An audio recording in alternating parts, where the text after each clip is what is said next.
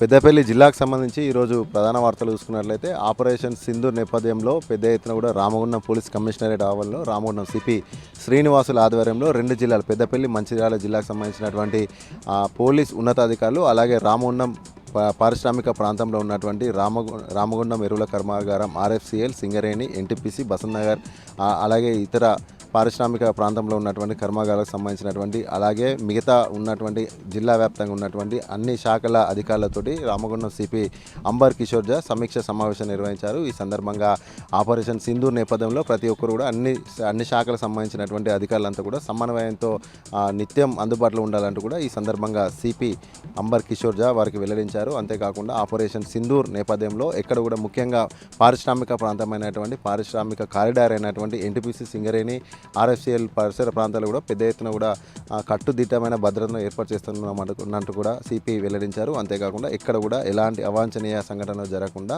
పూర్తి స్థాయిలో కట్టుదిట్టమైన భద్రతతో పాటు వ్యూహాత్మకంగా వివరించాలంటూ కూడా అన్ని శాఖలకు సంబంధించినటువంటి అధికారులు నిత్యం 24 గంటలు అందుబాటులో ఉంటూ సమాచారం షేర్ చేసుకుంటూ కూడా నిత్యం అందుబాటులో ఉన్నారు. ప్రజలకు ఎలాంటి భయాందోళన కలగకుండా ప్రజలు ఎలాంటి భయానికి గురి కాకుండా కూడా వారికి అవగాహన కల్పిస్తూనే మరోపక్క కూడా భద్రత పరంగా కూడా ఎప్పటికప్పుడు పకడ్బందీగా ఉండాలంటూ కూడా రామగుండం సిపి అంబర్ కిషోర్ ఝా ఈ యొక్క సమావేశం వేదికగా పెద్దపల్లి మంచిర్యాల రెండు జిల్లాలకు సంబంధించినటువంటి పోలీసు అధికారులు అలాగే ఇతర జిల్లా అధికారులు అలాగే పారిశ్రామిక ప్రాంతాలకు సంబంధించిన కర్మాగారాల అధికారులతో కూడా ఈ సందర్భంగా ఆయన ఆదేశాలు జారీ చేశారు.